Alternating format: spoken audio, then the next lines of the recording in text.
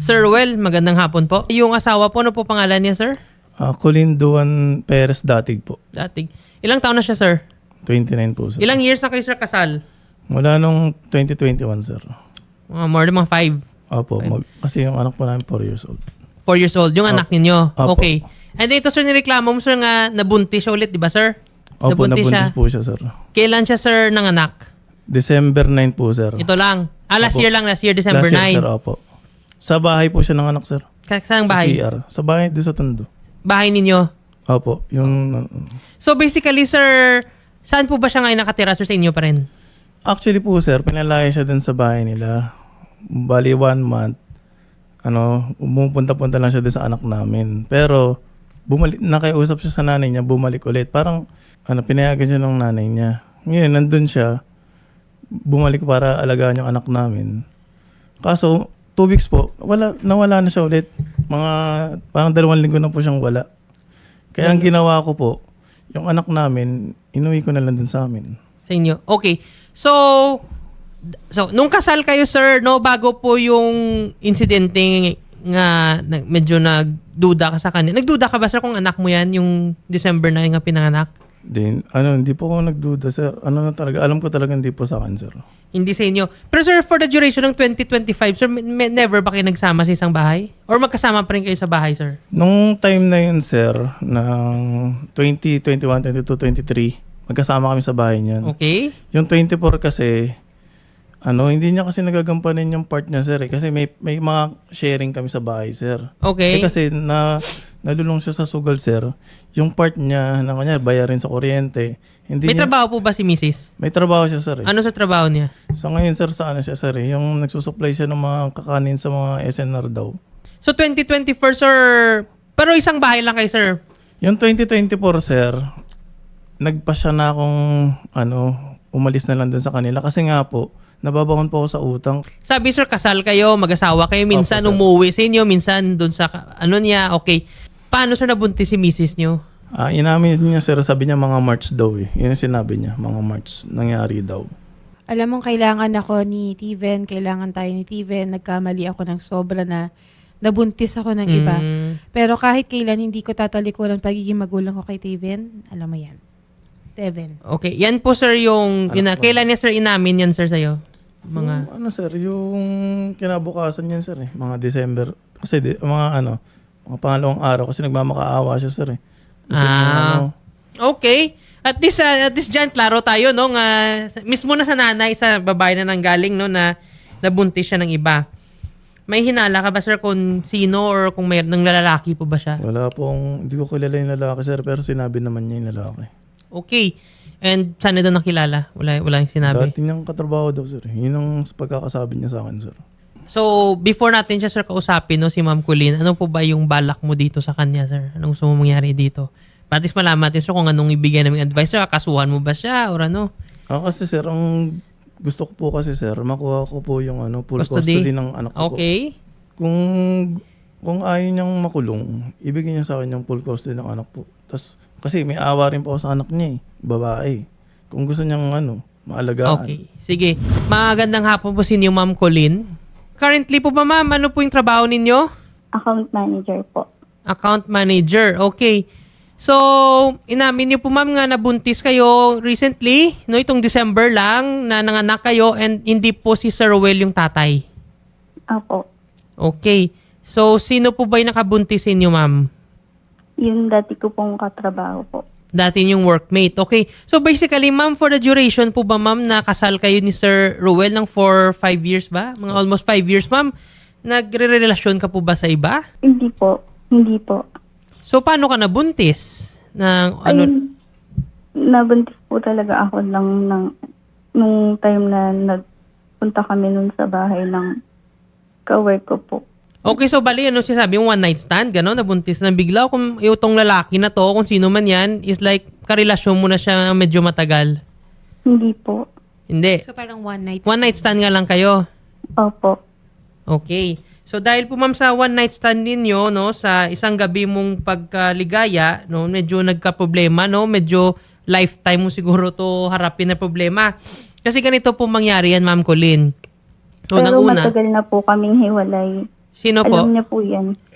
Ay, Ma'am Colleen, no, kahit sa mga ibang complainant dito ang sinasabi yan, lagi ko sinasabi dito, kung kayo hiwalay, sabi mo, no, in theory, but then I tell you, under the law, ma'am, kasal kayo ni Sir Rowell. Wala naman kayong annulment paper, di ba? So basically, ma'am, you're still married to each other, kaya nagpakasal kayo kasi dapat nga, magtulong-tulong kayo, pero yung ginawa mo, nakipag one night stand, ma'am, sa iba, ma'am, hindi siya naging tama. In fact, Alam ko po yan. yes po, in fact, dahil dyan po, ma'am, pwede ka talaga kasuhan ng adultery ni Sir Rowell. Pero, mukhang mabait naman si Sir Rowell. Sir, sir, sinabi niyang matagal, sir. Oo. Pero nung May, sir, binati pa ako niya ng wedding anniversary. Okay. Ito po, sir, pakita ko yung Opo, kasi Ayan, ano eh. Happy 4th wedding anniversary, March mahal. nangyari sa kanila yun. May May- 14. Okay. May 14 yung wedding anniversary niyo, binati ka niya. Oo. After niya ginawa yung one night stand nung March. Okay. Ganito po, Ma'am Colleen, no? Hindi mo man lang po ba naisip, ma'am, na that time, no, nung ginawa niyo yung one night stand na kasal kayo ni Sir Rowell, may anak kayo, di ba? Magkailang taon na anak niyo? 4. 4 po. 4 years. So, hindi mo rin naisip yan, ma'am, kung ano lang sabihin po ng anak niyo kung lumaki sila, tapos malaman nila nga may half-sister sila, iba yung tatay. Hindi mo ba naisip yan, ma'am? That time? Naisip po. Alam ko naman po na mali.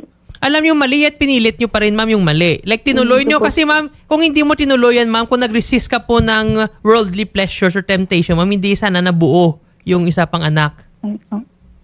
Yung nagbuntis po ba sa inyo, ma'am, yung dati mong ka-workmate po ba? May asawa din ba yan? Or Wala po. Wala po. single siya? Opo. Okay. Ganito po, Ma'am Colleen, hiningi po ni Sir Rowell kasi andito tayo sa portion na nagkamali ka na nagbunga na, so hindi ang anak yan. Gusto niya lang is yung custody po ni yung anak ninyo, Opo. Teven ba? Yung full custody po ng anak ninyo is dito po sa kanya. Bigyan ka lang visitation rights. Are you okay with that? Hindi po. Ayaw mo? Hindi po. Kasi yung bata po, pwede ko po ba siyang makausap? Oh, ay, sige po, ito bigyan. Sir Rowell, kausapin ka daw po ni Ma'am Colleen. Yes po, sige, mag-usap kayo. Pwede naman tayo mag-usap sa bahay ng Ayoko po. maayos. Ayoko Kasi kasi, yung ginagawa mo. Alam mo naman na si Steven, makananay yan. hindi po. Tapos ganyan ang ginagawa mo. Bakit pinaabot mo pa sa ganito? Ma'am Colleen, kung sabi mo nga yung anak niyo is makinanay, sana po pinag-isip-isipan yung bago ka muna nagpaligaya Opo, nung one night stand mo. naiintindihan- Di ba? naiintindihan ko Ngayon naman po, po kasi lahat. ma'am ganito, I'll give you the scenario, mama.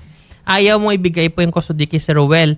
Ngayon actually, mawawala din yung custody sa'yo pag kinasuhan ka ng adultery eh. So pag kinasuhan ka, makukulong ka, and ang imprisonment dyan, no, would range 6 years or more, no? So, depende pa yan, ma'am, no? Kung anong, in what Opo. instances. So, basically, matanggalan ka talaga ng physical custody ng anak ninyo. Mapupunta pa rin kay Sir Rowell yan. Kaya nga sabi ni Sir Rowell sa'yo, minsan inisip din nga may anak kang babae yung ngayon. So, nakasalalay kasi sa kanya kung kakasuhan kanya or hindi. Pero may isang kondisyon na siya, pwede hindi tuloy yung kaso, ng adultery laban sa'yo, basta yung full custody po ni Teven sa kanya. And then you will have visitational rights. Hindi po kasi, hindi po ako papayag na sa kanya yung anak ko. Ay, tinako, ma'am. Kung hindi ka papayag, well, it depends na kay Sir Rowell. Ituloy ang kaso. Ngayon, ma'am, come to think of this. Idulog niya na lang. Pero, Ma'am, kung ituloy ang kaso, mamatanggal pa rin custody sa inyo, ma'am. I tell you. Kasi once ka makulong ka, ma'am, kasi ito matibay ebidensya na buntis ka, mag-uusap na po hindi kami siya yung ng ama, maayos. may Pero ebidensya hindi siya. ganyan na. So, with that, no, siyempre kasama pa, ma'am, kung sino mo nagbuntis yung lalaki, kasama yung sa adultery. Kasi pag Gusto magkasong ko po adultery, na kasama makausap yung ng personal. wife plus Saka yung... sabi po sa kanya na mag-usap po kami ng personal sa bahay. Isama niya po yung anak ko. Ma'am, I tell you, ma'am, hindi maganda po, ma'am, nga sinasama ninyo sa problema ninyo mag-asawa yung anak ninyo. Inosente yung anak ninyo, ma'am, wala yung siyang kasalanan. Opo, Ikaw yung gumawa alam ng ko po. sala. Ngayon po, Naiintindihan ko po ang pinag-usapan yun. natin dito is yung custody ng anak. Kasi in either way, ma'am, no, matatanggalan ka pa rin ng custody pag kinasuhan ka ng adultery. However, pwede ka makulong, pwede hindi. Makulong ka kung natuloy yung adultery. Pero pag hindi ka kasuhan ni Sir Rowell ng adultery, kung ibigay mo lang yung custody ng anak sa kanya, ngayon pa lang, Ma'am Colino, ikaw po, kausapin mo pa si Sir Rowell. Nakasalalay sa kanya eh. Huwag mong gawin yan. Naman na si Steven na may buhay ko. Hindi, bigay mo na po sa akin ng full custody. Kasi noon pa, Ano kasi pag nag-uusap tayo, Bakit laging custody nakapabor yung sa'yo. inaas mo? Bakit pwede naman na si Stephen dun talaga sa bahay dahil dun yan sanay. Alam mo yun sa sarili mo. Tapos hindi naman ikaw yung nag-alaga. Tapos simula bata yun. Nag-aalaga din ako tuwing Sabado-Linggo kasi financial provider ako pag may trabaho Simula ako ng bata Monday to yan. Friday. Kung gusto niyo po kausapin niyo yung talagang nag-aalaga dun sa bata para mas maintindihan niyo. Hindi yung ganyan na iaas na lang ng full custody bigla yung bata dahil ganito yung nangyayari. Ganito na lang siguro, Ma'am Colleen, no? At saka, Sir Ruel, if we may suggest siguro, pag-usapan ninyo, we can refer you, Ma'am, no, sa may Department of Social Welfare po ng Manila para makabigay silang advice regarding po ang parental guidance and yung sa child custody kung anong Opo, best interest ng mag-usap child. kami sa Baka pwede DSWD niyo pag-usapan na yung usual ba nga minsan sa co-parenting is like itong weeks dito sa tatay, ibang weeks sa nanay. Opo. But again, no, depende po yun kay Sir Ruel, Ma'am, kasi dito kayo po, Ma'am Colleen, yung may sala. Pero kasalanan talaga kay Sir Ruel kung magkakaso ba siya sa'yo or kung ano po yung makam up ninyong agreement. And also, ang Sir Ruel, no, if I may advise in also, since kasal kayo na tapos di ba sir nanganak siya. So there's a prima facie evidence na pating babaeng anak sa inyo yan. If you want, you can challenge that legitimacy na. You should impugn, no? Yung titawag natin yan, you impugn the legitimacy of the child, no? Yung babae. Otherwise, sir, baka sa'yo pa yung mapunta, sir, yung support. Yung child support ba? Kasi nga kasal kayo tapos nabuntis siya. So, there's a presumption in law nga pagkasal kayo, any child sir nga nanganak during the marriage is considered na kayo po yung tatay.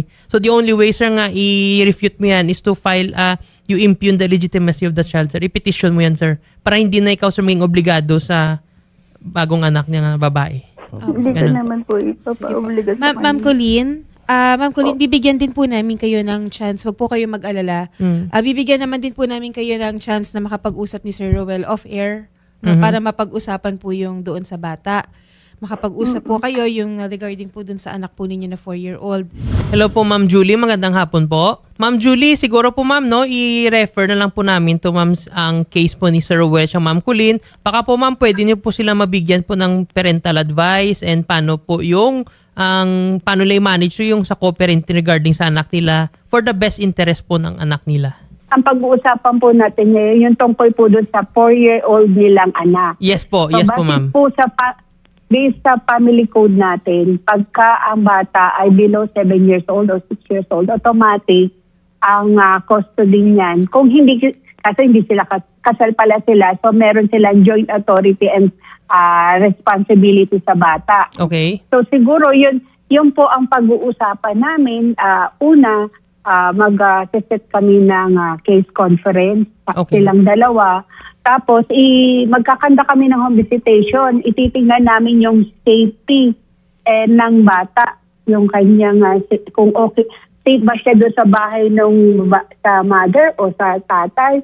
At kung pa-i-establish namin yung safety ng bata at masisiguro mapoproteksyonan, ay maggagawa kami silang dalawa magde-decide ng kung yung visiting nila, kung whatever action na magiging decision nila, kung magse-separate ba sila o magkakaso sila. Pero ang tutok natin, yung custody ng bata, yung best interest of the child tayo tututok. I-assess muna natin yung child living condition at i-ensure natin yung emotional na hindi siya magkakaroon ng emotional neglect. At titingnan natin kung sino ba yung magiging caregiver ng bata na masisiguro natin na masusuportahan siya sa kanyang social functioning at saka sa kanyang mga behavioral activity. Kung yung bata ba ay apektado na ng kanilang marriage dispute, kung meron bang behavioral indicators na may aggressiveness na ba yung bata, may regression na ba, o may sleep disturbances na yung bata. So tingnan po natin. Kung maaari po, pwede po namin silang invitein sa aming tanggapan para po matugunan ng maayos ang kanilang pangangailangan o sitwasyon nila. Okay. Ma'am Julie, thank you for that insights no how to approach yung sa best interest ng child. Siguro po ma'am, isama na lang po namin po sina Sir Ruel, Ma'am Colleen, and we'll coordinate po sa inyo ma'am yung staff po ni Sen. Rafi para po ma-schedule po sa inyong tanggapan and mabigyan po sa ng proper advice on how to proceed with this. Opo. Ma'am Colleen, may any last message po kayo kay Sir Roel bago po kayo magharap sa DSWD? Kung saan mas panatag yung loob niya. Pero Gusto gusto ko lang sabihin sa kanya, isipin niya kung ano talaga. Hindi pwedeng maging full custody dahil kailangan ng nanay ng anak mo. Well, kung regarding po sir sa full custody, walang problema. Sir, kung ituloy mo yung kaso and then makonvict na talaga to si Ma'am Colleen and yung kanyang paramour, well, definitely sir, yung full custody malipat naman sa inyo. And visitational rights na lang siya after makalabas siya ng kulungan. But before that sir, we'll give you time sir to reflect kasi once na again push mo na to sir yung case of adultery laban sa kanya, so yung anak ninyo sir, basically for the span of 6 years habang lumalaki, hindi po makita yung nanay niya kasi kung nasa kulungan, di ba? Opo. So, kayo sir bala sir, I will give you time to reflect and pag-isipan sir. And during po sir sa confrontation dun sir sa DSWD, baka may mabigay po ng advice inyo and for the best interest of the child lang naman. Kaya, kayo po sir, I will give you sir the decision pa rin. Salamat po sir at kausapin din po namin kayo sa kabilang studio. And Ma'am Colleen, thank you very much po. Sasamahan po namin kayo sa office po nila Miss Julie Bahelot no, sa DSWD. Salamat po at magandang hapon po. Salamat po.